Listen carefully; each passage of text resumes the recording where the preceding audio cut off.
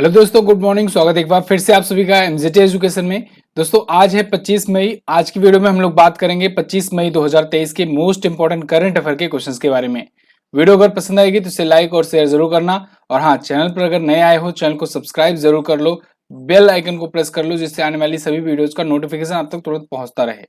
इस वीडियो में शुरुआत में हम लोग सबसे पहले तो बात करेंगे कल के क्विकली रिवीजन की। 10 क्वेश्चन जो कल का पढ़ा था हम लोगों ने क्विकली रिवाइज करेंगे। इसके बाद आज की करंट अफेयर बहुत ही अच्छे से डिटेल्स के साथ देखेंगे। और एंड में 20-20 क्वेश्चन, जैसा कि आपको पता है, रोजाना रिवीजन कराया जाता है आपका। और इस कड़ी में हम लोग आज 180 क्वेश्चन तक पहुंच जाएंगे। तो एंड तक जरूर देखना है आपको, जिससे आप रिवीजन भी करते चलो। ठीक है। और ये रिवीजन यकीन मानो, आप देखो 20-20 क्वेश्चन के माध्यम से 180 क्वेश्चन तैयार कर लिए गए, आपको पता भी नहीं चला। तो ये रिवीजन बहुत ज्यादा इंपॉर्टेंट होता है। चलिए, तो सबसे पहले कल का क्विकली रिवीजन करते हैं। विश्व कछुआ दिवस 23 मई को मनाया जाता है। शासन अपल्यादारी पहल ये महाराष्ट्र ने शुरू किया। दुनिया का सबसे बड़ा कार निर्यातक बन गया है चाइना, जापान को पीछे छोड़ दिया। टीसीएस ने गूगल क्लाउड के साथ जनरेटिव एआई के लिए साझेदारी की है। और बांग्लादेश और अमेरिका, इन दोनों के बीच टाइगर शार्क 40 नाम का एक नौसैनिक अभ्यास हुआ। ब्रिटेन के पहले पगड़ीधारी लॉर्ड मेयर बन गए जसवंत सिंह बिरदी भारतीय मूल के हैं। जेवलिंग रैंकिंग में दुनिया के नंबर 1 खिलाड़ी बन गए नीरज चोपड़ा।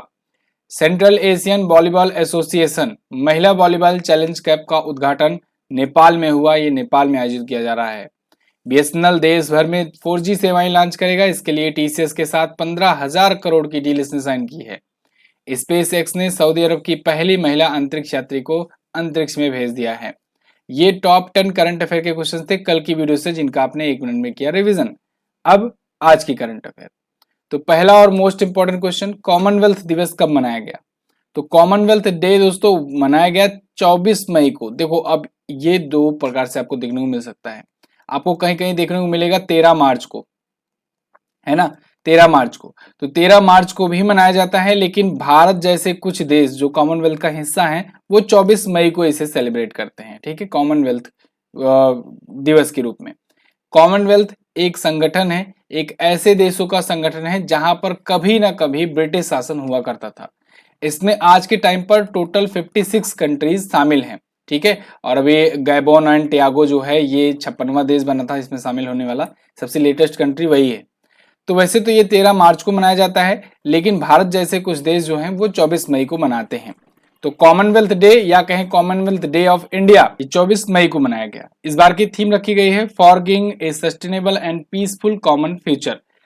अच्छा, कॉमनवेल्थ की स्थापना 1956 में हुई थी। अगर हम लोग लंदन डिक्लेरेशन की बात करें तो मुख्यालय इसका लंदन में है। सदस्य इसके 56 है। गैबोन और टियागो का नाम आप याद रखेंगे, गैबोन और टियागो या टैगो जो भी कहो आप, टियागो।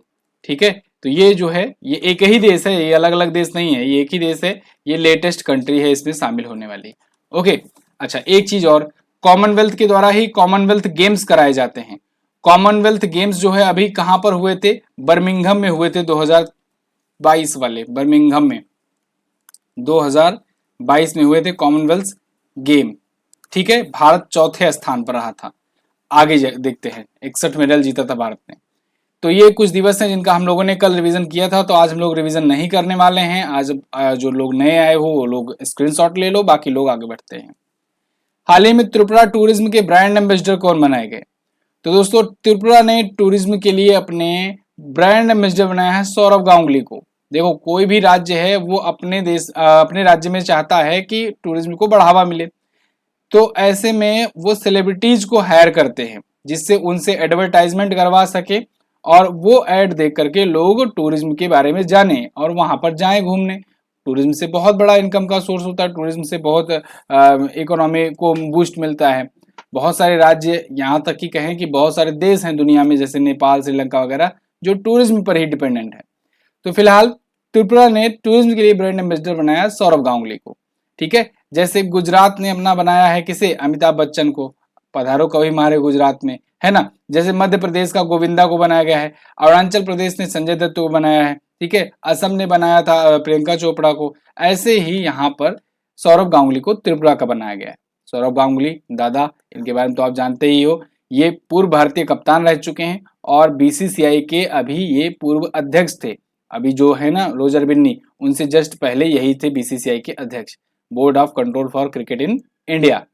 तो इनको अभी त्रिपुरा टूरिज्म का बनाया गया है ब्रांड एम्बेसडर।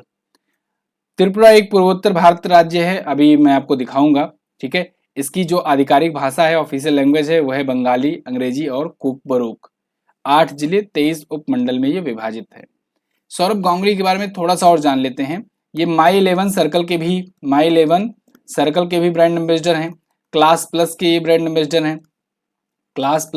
एम्बेसडर हैं, ठीक है। अब देखो यहाँ पर त्रिपुरा आपको दिखेगा इंडिया के मैप में, ये रहा 3 तरफ से बांग्लादेश से घिरा हुआ राज्य त्रिपुरा। ये क्वेश्चन पूछा गया है, निम्न में से कौन सा राज्य 3 तरफ से बांग्लादेश से घिरा हुआ है, तो आप बताएंगे त्रिपुरा। अगरतला इसकी कैपिटल होती है। इसके सीएम है मनिक साहा। अभी चुनाव हुआ था एक बार दोबारा से, तो दोबारा से ये सीएम बनकर के आए थे, बीजेपी पार्टी से हैं। सत्यदेव नारायण आर्य यहाँ के करंट टाइम पर गवर्नर हैं। झीलों की बात करें तो कमल सागर लेक है, रुद्र सागर, अमर सागर, ये प्रमुख झीलें हैं। नेशनल पार्क में क्लाउडेड लेपर्ड नेशनल पार्क है, ये पूछा जाता है, क्लाउडेड लेपर्ड नेशनल पार्क है। बाइसन नेशनल पार्क है यहाँ पर, ठीक है। इसके अलावा जिलों की संख्या 8, विधानसभा सीटें 60, लोकसभा में 2 और राज्यसभा में 1 सीटें यहाँ से जाती हैं। ये अपना बॉर्डर किससे शेयर कर रहा है, देखो राज्यों में अगर बात करें तो इधर मिजोरम से, इधर असम से अपना बॉर्डर शेयर कर रहा है, बाकी इधर बांग्लादेश से 3 तरफ से घिरा हुआ है। राजकीय पशु होता है फायरे का लंगूर, राजकीय पक्षी ग्रीन इंपीरियल कबूतर, राजकीय पुष्प नागेश्वर। आगे बढ़ते हैं। हाल ही में शिक्षा मंत्रालय ने किस पुरस्कार को समाप्त करने की घोषणा की है, तो देखो मिनिस्ट्री ऑफ एजुकेशन ने 2 पुरस्कारों को अब से स्टॉप करने की घोषणा करी है। अब से ये बंद कर दिए जाएंगे। एक तो शिक्षा पुरस्कार जो दिया जाता था, एक हिंदीतर भाषी हिंदी लेखक पुरस्कार जो दिया जाता था। ये दोनों ही पुरस्कार एक दूसरे से सिमिलर हैं। एक्चुअली में शिक्षा पुरस्कार जो दिया जाता था ये हिंदी भाषा में दिया जाता था, हिंदी भाषा के लिए, और हिंदीतर भाषी लेखकों को दिया जाता था, मतलब ऐसे लेखक जो नॉन हिंदी स्पीकिंग वाले हैं उनको ये वाला अवार्ड दिया जाता था। तो दोनों सिमिलर ही था और इन दोनों को ही अब बंद कर दिया गया है। यहाँ पर देखो द हिंदू का आर्टिकल है आपके सामने, education ministry discontinue 2 Hindi awards, एक शिक्षा पुरस्कार, एक हिंदीतर भाषी हिंदी लेखक पुरस्कार, ठीक है। तो ये अब डिसकंटिन्यू रहेंगे।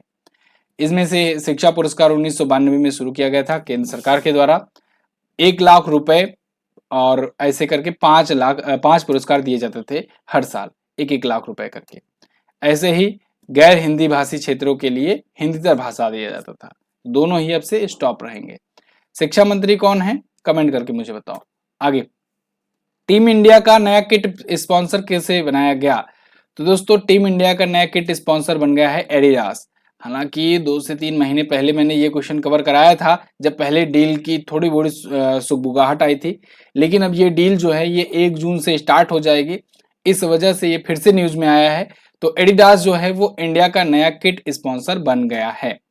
तो एडिडास जो होगा अगले 5 सालों तक भारतीय जो टीम है उसकी किट का स्पॉन्सरशिप करेगा। किट स्पॉन्सर मतलब क्या, देखो जैसे यहाँ पर मैं खिलाड़ियों को दिखाता हूँ, अब ये खिलाड़ी आपको दिख रहे हैं, तो ये तो पहने हुए हैं जर्सी, तो ये जर्सी जो पहने हैं तो इसका स्पॉन्सर अलग होगा, उसे कहेंगे जर्सी स्पॉन्सर।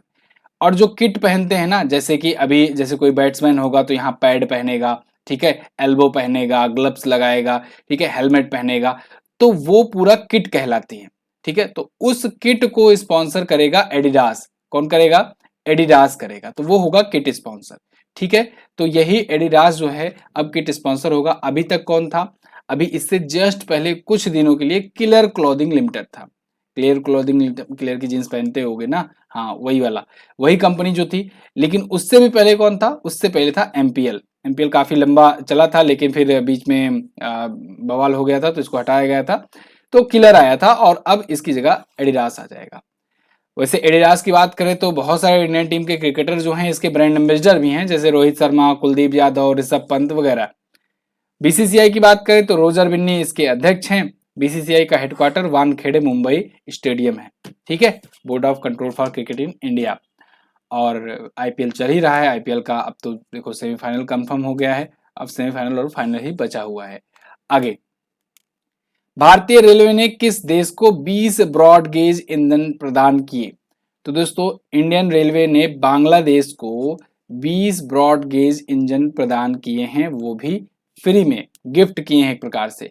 तो ये 2019 का वादा निभाया गया है एक प्रकार से। 2019 में शेख हसीना से वादा किया था पीएम जी ने, तो इन्होंने 20 ब्रॉडगेज लोकोमोटिव देने की बात कही थी। तो अब ये डिलीवर किए गए हैं, 100 करोड़ से ज्यादा के वैल्यू वाले हैं ये, ठीक है। तो रेल मंत्री अश्विनी वैष्णव जी जो कि भारतीय रेल मंत्री हैं, इन्होंने बांग्लादेश के रेल मंत्री के साथ मिलकर के, मोहम्मद नूरुल इस्लाम सुजान जिनका नाम है, उनके साथ मिलकर के ये सौंपा है, ठीक है। तो 20 ब्रॉडगेज इंजन जो है ये बांग्लादेश को दिए गए हैं, लोकोमोटिव इंजन है भारतीय रेलवे के द्वारा। अब इससे इंडिया और बांग्लादेश के रिलेशन थोड़ा सा मजबूत और होंगे, ठीक है, क्योंकि आप देख ही रहे हो चाइना जो है ये लगातार बांग्लादेश को अपनी पाले में लाने की कोशिश में लगा हुआ है। बांग्लादेश ही नहीं, बाकी आसपास के जो भी देश हैं भारत के, उन सबको अपने पाले में लगाने में लगा रहता है, उसको कहीं उधार देकर, कहीं लोन देकर, कहीं कुछ मिलिट्री बेसिस बनाकर, वगैरह वगैरह। अगर आप इसके बारे में और अच्छे से जानना चाहते हैं तो अभी रिसेंटली कुछ दिनों पहले मैंने CPEC के नाम से एक वीडियो बनाई थी, चाइना पाकिस्तान इकोनॉमिक कॉरिडोर वाली, वो वीडियो जरूर देखिएगा, उससे आपको थोड़ा सा इंटरनेशनल रिलेशन समझ में आएगा, ठीक है। आगे बढ़ते हैं। अच्छा, GS सफलता बैच 2.0 है दोस्तों। जो लोग भी किसी भी एग्जाम की तैयारी कर रहे हो और चाहते हो एक बार लाइफ में कि GS एक बार अच्छे से पढ़ लिया जाए, जिससे आपको GS में कभी कोई झंझट ही ना रहे, तो आप ये बैच ले सकते हो। 18 महीनों की वैलिडिटी है, यानी 18 महीनों तक आप एक्सेस कर पाओगे। ये बैच आपका 3 से 4 महीनों में ही कंप्लीट हो जाएगा, यानी इसके बाद आप उसके बाद भी 18 महीनों तक कितनी भी बार वीडियोस देख सकते हो। कुछ क्लासेस हो चुकी हैं 15 मई से, क्योंकि चल रहा है और लगातार क्लासेस चल रही हैं, तो अब जो क्लासेस हो चुकी हैं उनको भी आप देख सकते हो, ऐसा नहीं है कि नहीं देख सकते हो। कल कुछ लोग पूछ रहे थे कि जो क्लासेस हो गई क्या देख सकते हैं कि नहीं, बिल्कुल देख सकते हो आप, ठीक है। हमारे में ऐसा रिस्ट्रिक्शन नहीं है कि आप एक बार वीडियो देख लिए तो फिर दोबारा नहीं देख पाओगे, आप उसको कितनी भी बार देख सकते हो, ठीक है। सारे सब्जेक्ट को बहुत ही अच्छे से तरीके से वहां पर क्लासेस चलाया जा रहा है और चलाया जाएगा भी।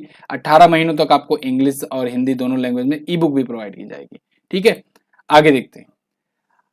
हाल ही में हैंके के वार्षिक दुख सूचकांक 2022 में भारत किस स्थान पर रहा? तो भारत इसमें रहा 103वें स्थान पर। हैंके के द्वारा ये जारी किया गया वार्षिक दुख सूचकांक। अभी तक आप खुशहाली सूचकांक सुने थे ना, ये देखो आ गया दुख सूचकांक। और इसमें देखो ये बताया गया है कि जिम्बाब्वे, वेनेजुएला, सीरिया, ये टॉप 3 कंट्रीज हैं जो सबसे ज्यादा दुखी हैं। भारत इस मामले में 103वें स्थान पर है, ठीक है। अच्छा, अब यहीं से खुशहाली सूचकांक भी रिवाइज कर लो। खुशहाली के मामले में भारत, खुशहाली सूचकांक में भारत जो है ये 126वें स्थान पर है। तो दोनों ही पॉइंट आप याद रखेंगे। अगला, हाल ही में कहां के हैरिस पार्क का नाम बदल करके लिटिल इंडिया रखा गया? तो लिटिल इंडिया जो है ये सिडनी में एक पार्क है हैरिस पार्क, उसका नाम बदल करके रख दिया गया है। अभी पीएम मोदी गए हुए थे ऑस्ट्रेलिया के दौरे पर, आप सबको पता है। तो वहां पर इन्होंने विजिट किया और एक स्टेडियम में भीड़ इकट्ठा हुई, कॉन्फ्रेंस वगैरह हुआ, मतलब इधर उधर बात चली। पीएम मोदी को इन्होंने बॉस भी कह दिया। फिलहाल यहाँ पर लिटिल इंडिया जो है ये एक पार्क को हैरिस पार्क का नाम बदल करके रखने की बात कही है। कारण यह है कि हैरिस पार्क एक ऐसा एक एरिया है जहां पर भारतीय लोग बहुत ज्यादा मात्रा में निवास करते हैं, तो इसी वजह से इसे लिटिल इंडिया कह दिया गया है, ठीक है। ऑस्ट्रेलिया ही आपको याद हो कुछ दिन पहले ही अपने स्कूलों में पंजाबी लैंग्वेज को एक जोड़ने की बात कहा था कि स्कूलों में पंजाबी लैंग्वेज भी पढ़ाया जाएगा। कारण यही है कि पंजाबी लोग भी वहां पर बहुत ज्यादा रहते हैं। तो लिटिल इंडिया फिलहाल ये नाम होगा। आगे बढ़ते हैं। अंतरराष्ट्रीय बास्केटबॉल फेडरेशन FIBA एशिया का अध्यक्ष किसे चुना गया? FIBA एशिया अध्यक्ष बनाया गया है किसे? ये बनाया गया है डॉक्टर के गोविंद राज को। डॉक्टर के गोविंद राज, यहां पर देखो आप, Karnataka CM congratulation Govind Raj on his election as FIBA Asia president. तो FIBA एशिया प्रेसिडेंट ये गोविंद राज बनाए गए और इनको लेकर कर्नाटक के CM ने कांग्रेचुलेट किया है। तो आप सोचोगे कर्नाटक के CM क्यों कांग्रेचुलेट कर रहे हैं? कारण ये है कर्नाटक में अभी नई नई कांग्रेस की सरकार बनी है और ये जो है ना, ये कांग्रेस पार्टी से ही MLC हैं, मेंबर ऑफ लेजिस्लेटिव असेंबली हैं, ठीक है। तो कांग्रेस के MLC हैं, साथ ही साथ बास्केटबॉल फेडरेशन ऑफ इंडिया के अध्यक्ष भी हैं और कर्नाटक के ओलंपिक एसोसिएशन के भी अध्यक्ष हैं। तो इसी वजह से कांग्रेचुलेट उन्होंने किया हुआ है और आर्टिकल ये बना है। गोविंद राज ने कतर के शेख सऊदी अली का स्थान जो है ये लिया है, जो 2002 से ही इसके अध्यक्ष पर बैठे हुए हैं। मतलब ये 4 बार अपना 5-5 साल का कार्यकाल पूरा कर चुके हैं, 5 चौके 20, ठीक है। तो शेख सऊद अली के जगह पर ये आएंगे। अंतर्राष्ट्रीय बास्केटबॉल फेडरेशन की बात करें तो 18 जून 1932 में स्थापना हुई थी। इसका हेडक्वार्टर स्विट्जरलैंड के मीज में है और अध्यक्ष हैं हमाने नियोंग। अगला, खेलो इंडिया यूनिवर्सिटी गेम का तीसरा संस्करण कहां पर शुरू हुआ? तो इसका तीसरा संस्करण दोस्तों हुआ उत्तर प्रदेश में शुरू। उत्तर प्रदेश के 4 शहरों में मुख्यतः कराया जाएगा, उसके बाद और भी कई शहरों में छोटे मोटे गेम्स कराए जा सकते हैं। और एक गेम तो जैसे शूटिंग वाला गेम है वो तो दिल्ली में होने वाला है। तो फिलहाल ये 3rd एडिशन होगा खेलो इंडिया यूनिवर्सिटी गेम का, ध्यान रखिएगा। यूनिवर्सिटी गेम है ये, खेलो इंडिया यूथ गेम नहीं है, खेलो इंडिया यूनिवर्सिटी गेम है। तो पीएम मोदी जी जो है इसका उद्घाटन किए हैं लखनऊ में 25 मई यानी आज को। ये 23 मई से चल रहा है, एक्चुअली में शुरू हो चुका है, उद्घाटन आज होगा। तो 23 मई से 3 जून तक ये चल रहा है। जीतू ये एक दोस्तों मस्कट, एक बारहसिंगा है, इसको एक मस्कट के रूप में चुना गया है। और इसको तो मैं आपको बता ही चुका हूं जब एक समारोह आयोजित हुआ था और मस्कट घोषित किया गया था। ठीक है, तो मुख्यतः वाराणसी, गोरखपुर, नोएडा, लखनऊ वगैरह में होगा, लेकिन कुछ और भी गेम और भी जिलों में कराए जाएंगे यूपी के। 207 यूनिवर्सिटीज के 4000 से ज्यादा खिलाड़ी इसमें हिस्सा लेंगे, 21 से ज्यादा खेल इसमें होंगे और पहली बार रोइंग जो है इसको शामिल किया जा रहा है। ये क्वेश्चन बनेगा, रोइंग वाला ही क्वेश्चन आपसे बनेगा। ठीक है, आगे देखते हैं। अच्छा, पहला वाला कहां पर हुआ था खेलो इंडिया यूनिवर्सिटी गेम? भुवनेश्वर में। दूसरा कहां पर हुआ था? कर्नाटक में। और तीसरा यूपी में हो रहा है। अगला है, हाल ही किस अभिनेता ने एपेक्स यूनिवर्सिटी जयपुर में मानद उपाधि प्राप्त की? तो दोस्तों अभी सोनू सूद को, जो कि बहुत ही फेमस एक्टर हैं और परोपकारी भी हैं, इनको एपेक्स यूनिवर्सिटी जयपुर में मानद उपाधि दी गई, एक डिग्री दी गई है। यहाँ पर देखिए आर्टिकल है, Jaipur Apex University chairperson Ravi Jainiwal and other members of Apex University bestow actor Sonu Sood with honorary doctorate degree. ठीक है, तो ये ऑनररी डॉक्टरेट डिग्री जिसका नाम है ऑनोरिस कासा, इससे सम्मानित किए गए हैं। ठीक है, यूनिवर्सिटी के पहले दीक्षांत समारोह में ये सम्मानित किए गए हैं। तो अब ये तो थे 10 क्वेश्चन आज के, जो कि आपने पढ़ा डिटेल में। ये सभी के सभी बहुत ही महत्वपूर्ण क्वेश्चंस हैं। अच्छा, कुछ लोगों के मन में डाउट रहता है कि सर 10 ही क्वेश्चन रोज बताते हैं तो क्या कोई क्वेश्चन छूट तो नहीं जाता है? नहीं, बिल्कुल नहीं। बल्कि आप ये ध्यान रखो कि बहुत सारे क्वेश्चंस कभी कभी ऐसे होते हैं जो आप बाकी लोग 2 से 3 दिन बाद उसको बताते हैं, वो चीजें यहाँ पर पहले आपको बताई जाती हैं। ठीक है, तो आप बिल्कुल इस चीज को मत टेंशन लो कि 10 क्वेश्चन है और कोई भी इंपॉर्टेंट क्वेश्चन छूट रहा है। कोई भी इंपॉर्टेंट क्वेश्चन नहीं छोड़ा जाता है। जो इंपॉर्टेंट नहीं होता है वही स्किप किया जाता है, फालतू का क्वेश्चन भी नहीं लिया जाता है। लेकिन कोई कोई क्वेश्चन कभी कभी क्या होता है कि 10 से ज्यादा क्वेश्चन आ जाते हैं तो उसको अगले दिन कवर करा दिया जाता है। तो इसके लिए बिल्कुल भी घबराना आपको नहीं है, आपको रेगुलर वॉच करना है। ठीक है, 6 मंथ की ई बुक है, अगर आप लेना चाहते हैं तो इसे भी ले सकते हो। और अगेन जीएस सफलता बैच भी आप प्राप्त कर सकते हो। यूपी वाले लोगों के लिए यूपी की ई बुक भी फ्री है इसके साथ। चलिए, तो अब हम लोग रिवीजन सेक्शन में आ जाते हैं। देखिए, ये आयुर्वेदिक दवा है और ये दवाई आपको रोज लेनी है, 20-20 क्वेश्चन का। ठीक है, आप रिवीजन बहुत ही शानदार तरीके से करते रहोगे। जैसे मैं अभी आज से पहले आपसे पूछता अचानक से, चलो बताओ मिस यूनिवर्स कौन है, वर्तमान में कौन जीती हैं, तो आप थोड़ा सा घबराते। हो सकता है आप में से बहुत सारे लोगों को ना याद रहता, जबकि पढ़ा था आपने लेकिन आप भूल गए थे। लेकिन अब देखो रिवीजन कर लोगे तो फिर अच्छे से याद हो जाएगा। फिलहाल 71वें वार्षिक मिस यूनिवर्स का खिताब आर बोनी गैब्रियल ने जीता। मिशेल स्टालिया ने मिरर टाइपिंग किताबें बना करके गिनीज वर्ल्ड रिकॉर्ड बनाया है, इटली के हैं। अंधता नियंत्रण पॉलिसी लागू करने वाला पहला राज्य बन गया राजस्थान। और अभी सहयोग और विकास संगठन ओईसीडी का मुख्य अर्थशास्त्री नियुक्त किया गया है क्लेयर लम्बोर्गिली को। इसके अलावा पीएम नरेंद्र मोदी जी जो हैं विकासशील देशों के लिए एक नई परियोजना आरोग्य मैत्री की घोषणा की है। और जितेंद्र सिंह केंद्रीय मंत्री हैं, जो कि इन्होंने जियो स्पेशियल हैकाथॉन लॉन्च किया है। 16 से 20 जनवरी 2023 तक आयोजित होने वाले विश्व आर्थिक मंच शिखर सम्मेलन की मेजबानी दावोस में किया गया, स्विट्जरलैंड दावोस ने किया। तमिलनाडु के मदुरई जिले में जल्लीकट्टू 2023 का आयोजन किया गया, ये पोंगल के अवसर पर होता है। क्रिटिक्स चॉइस अवार्ड 2023 में आरआरआर ने अभी बेस्ट फॉरेन लैंग्वेज फिल्म और बेस्ट ओरिजिनल सॉन्ग, इन 2 कैटेगरी में पुरस्कार जीता। वैसे आरआरआर फिल्म ने दोस्तों अभी गोल्डन ग्लोब भी जीता, ऑस्कर भी जीता। दोनों ही अवार्ड इसने बेस्ट ओरिजिनल सॉन्ग की कैटेगरी में जीते हैं, ये भी आप याद रखेंगे। ऑक्सफैम की रिपोर्ट के अनुसार 1%, देश के 1% अमीरों के पास देश की कितनी प्रतिशत संपत्तियां हैं? 40%। भारत के 1% नागरिकों के पास, जो सबसे अमीर हैं 1%, उनके पास भारत की 40% संपत्ति है, बाकी 99 में 60% आते हैं। किस राज्य का कोल्लम जिला भारत का पहला संविधान साक्षर जिला बना? ये केरल का बना है। केरल ही वो राज्य है जिसने डिजिटल बैंकिंग पूर्णतया डिजिटल बैंकिंग वाला पहला राज्य होने का खिताब भी अपने नाम कर लिया है। दुनिया के सबसे अमीर एक्टर्स की लिस्ट में एकमात्र भारतीय एक्टर शाहरुख खान, ये किस स्थान पर है? चौथे स्थान पर है। संयुक्त राष्ट्र ने अभी पाकिस्तान से संबंध रखने वाले आतंकी अब्दुल रहमान मक्की को वैश्विक आतंकवादी घोषित कर दिया है। जनवरी 2023 में भारत फ्रांस के बीच वरुण नाम से सैन्याभ्यास आयोजित हुआ। इसके अलावा फ्रिंजेक्स भी अभी हुआ था कुछ दिनों पहले, ठीक है, पिछले महीने फ्रिंजेक्स। और हाल ही में वाईकॉम 18 ने 5 सालों के लिए महिला आईपीएल का मीडिया अधिकार भी खरीद लिया है। देखो, वाईकॉम 18 ही जो है इसने आईपीएल का भी मीडिया राइट खरीदा हुआ है। आईपीएल अभी आपने देखा जियो सिनेमा ने बिल्कुल फ्री में दिखाया सभी को, ठीक है। क्यों? क्योंकि मीडिया राइट उसी के पास था इस बार, ठीक है। इस बार टीवी राइट जो है स्टार स्पोर्ट के पास है और मीडिया राइट जो है वो जियो के पास है। और यहाँ पर भी देखो वाईकॉम 18 जो है इसने भी मीडिया राइट महिला आईपीएल का भी ले लिया है, ठीक है। वाईकॉम 18 वही है, रिलायंस की ही कंपनी है, समझो आप इसको, मतलब ये मत समझना कि ये दूसरा कोई कंपनी है। मार्शल द्वीप समूह गणराज्य में भारत के अगले राजदूत नियुक्त किए गए सीबी जॉर्ज।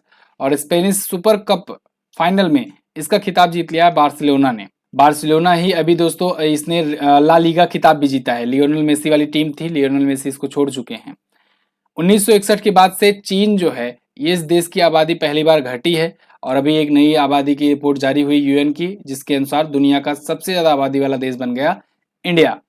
पर्यावरण मंत्रालय ने संरक्षित पौधों की सूची में से नील कुरुंजी पौधों को शामिल किया है। और अभी हाल ही में माघी मेला उत्सव आयोजित किया गया पंजाब में।